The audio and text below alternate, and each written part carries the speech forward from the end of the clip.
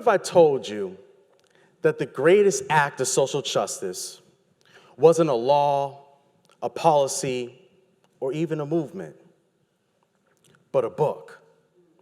And what if I told you that that greatest act of social justice wasn't just one particular book, but a collection of thousands of books rooted in the ability to know how to read?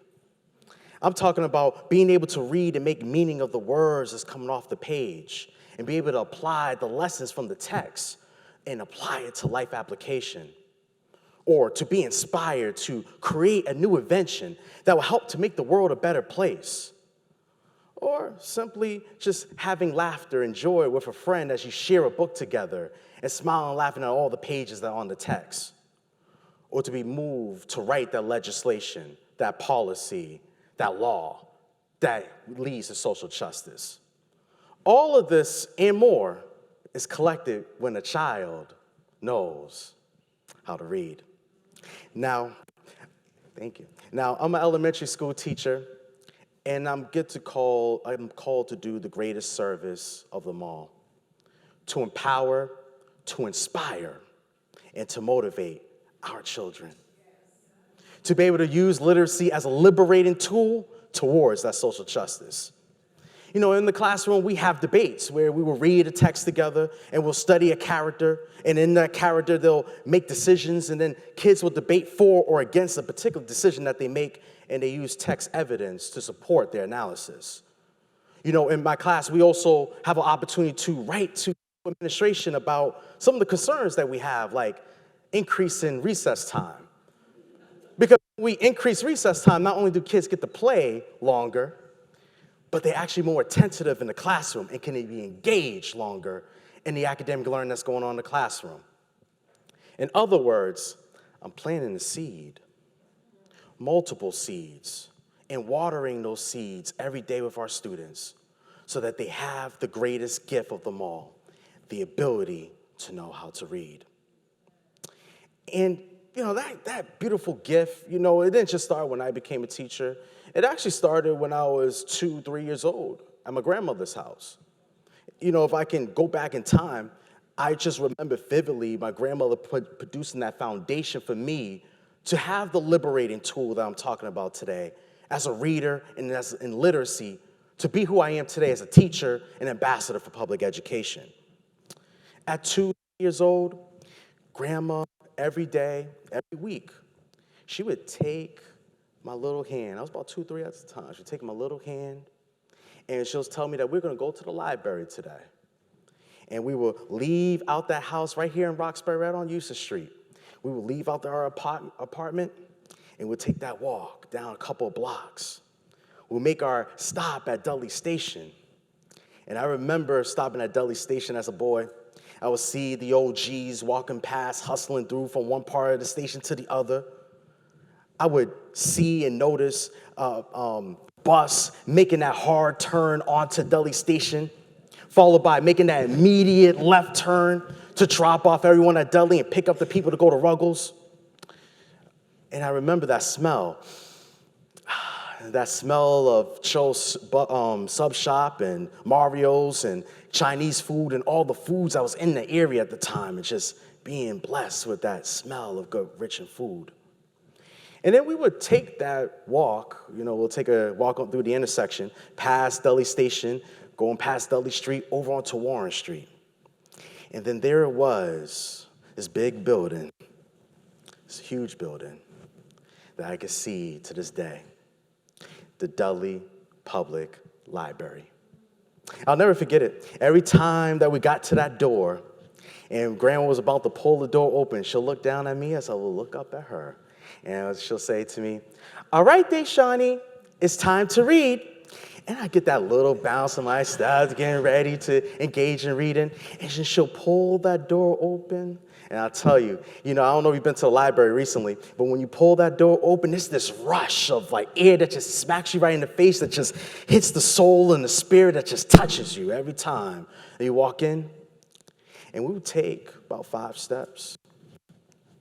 And then when we would take those steps, we would take a look over on the left-hand side, and there it was. There it was, stacks of books, imagination, visions, new opportunities, hopes and dreams that will turn into realities and opportunities for me, all resting in the bookshelf. And so I'll make a run dash right over to the bookshelf. And because I was a little dude, 2, 3 years old, I only could touch the bottom shelf, I would press my fingers and run them through the spirals of the book, pulling out the classics of the day, Dumbo and Frog and Toad and Sesame Street and all the classics, right? And I would hand them to Grandma excitedly, and she would take the books and she would read with me. But it wasn't that she was just reading with me, it was how she read to me that made a lasting impact. As she was planting the seed in my life, she would change the character voices between the good people and the bad people in the text. She would ask me questions that would get my mind to think about what was going to happen next in the story and make predictions. And we would always laugh at some of the images of the story, like Dumbo, for example, and those big ears. I used to always laugh that, wow, Dumbo should be able to hear everything with them ears so big like that. And then we would do this week after week after week. And then one day, Grandma solidified that seed by handing me a book to practice to read.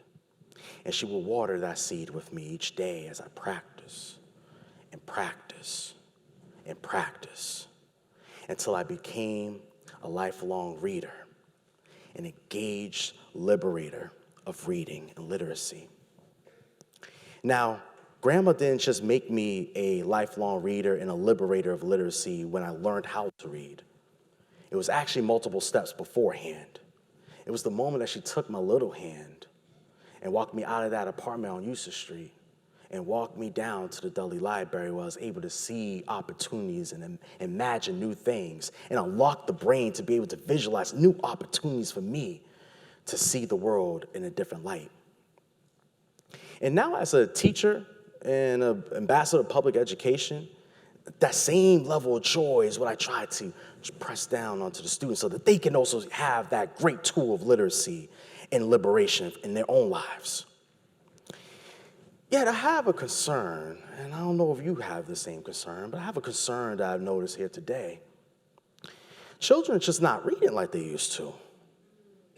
As a matter of fact, there's not that joy in picking up a book and being empowered and inspired and motivated by books. And I thought this was just my own observation. I thought this was just my own thing. So I did some research. According to the National Literacy Trust in 2024, they asked children between the ages of 8 and 18, 10,000 children between the ages of 8 and 18, do you enjoy reading? Only 30% of those children stated that they actually enjoy picking up a book and read. Another way to say that, for every 10 children, 7 out of 10 children said they don't like to read.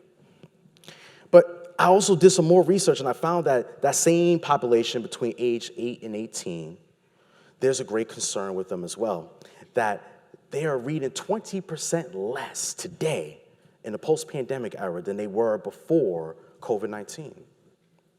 Now more than ever, kids are spending time on tablets and on phones, playing video games, on screens, and they're disassociated with other people that's just like them. They're not talking and not building relationships with other people. They're not talking about books. They're not being liberated to use books to make a change in this society. But here's the thing that should stir a little bit from everybody in the audience. When a child at the end of 3rd grade is either illiterate or behind grade level in their reading, they're 4 times more likely to drop out of high school, 4 times more likely to be incarcerated. And here it is, the economic mobility of our entire community is impacted as a result. This is not just a one-child issue. This is a civil rights issue of today. Every child that goes through our education system needs to be able to read effectively, need to be able to write articulately, be able to listen with impact, speak authoritatively, to be able to be an engaged citizen who is able to advocate for college and career readiness and be able to use that advocacy forward towards making change in the community space. Anything less to that is an injustice of our system and of our children.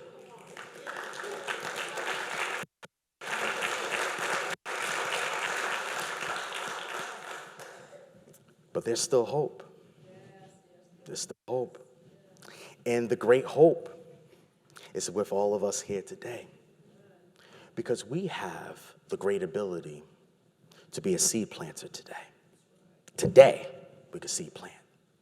And we can impact the lives of just one child to be able to use literacy and reading as a liberating tool towards social justice. And I want to teach you all some things that you could do today with your children. And the great acronym that I have for this is READ. So I got 4 things for us. I'm going to tell you what they are, and I'm going to have you respond back to me, okay? The first part of the acronym READ is R. R stands for reach. What does R stand for? Reach. Reach out to a school or a church or a community center or a family member and make time, 30 minutes, 15 minutes, to be able to engage in reading with that child. Better yet, share your story with that child or those children. Because check this out. When a child is able to learn a story that comes from you about who they are and where they come from and the family history, not only are they more engaged with you, but you start the process of liberating them to learn more about their culture and their heritage and their language and who they are as people. So that way they can continue to pass that story forward over to the next generation. That process of just reaching just one child will be the beginning of that seed planted towards liberation. R is for reach. E in the acronym of READ, engage. E stands for? Engage. Engage means it goes beyond just telling the story. It's about having conversations about the books and the stories that you're telling. When we are engaged, we ask kids questions and we allow children to be able to have conversations about the books that we're reading and that they can make connections between the books and their own lived experiences or other texts that they've read or the world that we live in today and some of the things that's going on in the world. They're able to start making connections and connecting the dots. When we engage them in conversation, dialogue, and discussions about the books they read and its connections with their own lived experiences. A stands for access. A stands for? Access. We need to give access to children and their books beyond just the classic fiction and nonfiction. Imagine this. Wouldn't it be great if we were to liberate our children, even as early as preschool, with financial literacy? Children being able to read about how to start a business and how to make revenue and expenses and, be able to balance a balance sheet and an income statement. That would be amazing. I'm a teacher, and, one of the things as a teacher is that we invite guests to come to the classroom. And I invited this financial analyst to come to the class to teach financial literacy right here, and he works right here in Roxbury. He came. And, he empowered all of our kids in this element of financial literacy. And there was this one kid in particular that was so amazed by this. His name is T. Now T usually, he just sits back and he chills in class. He's not really one that goes all out in the class necessarily. He's just sitting back chilling. But on this particular day, T pulled out that notepad and he pulled out that pen. And I tell you, I've never seen him write so many notes before, making connections in so many ways before, asking questions. But you know what he did? I'll tell you what he did after he left class that day. He went back to the crib. And you know what he did when he got to the house?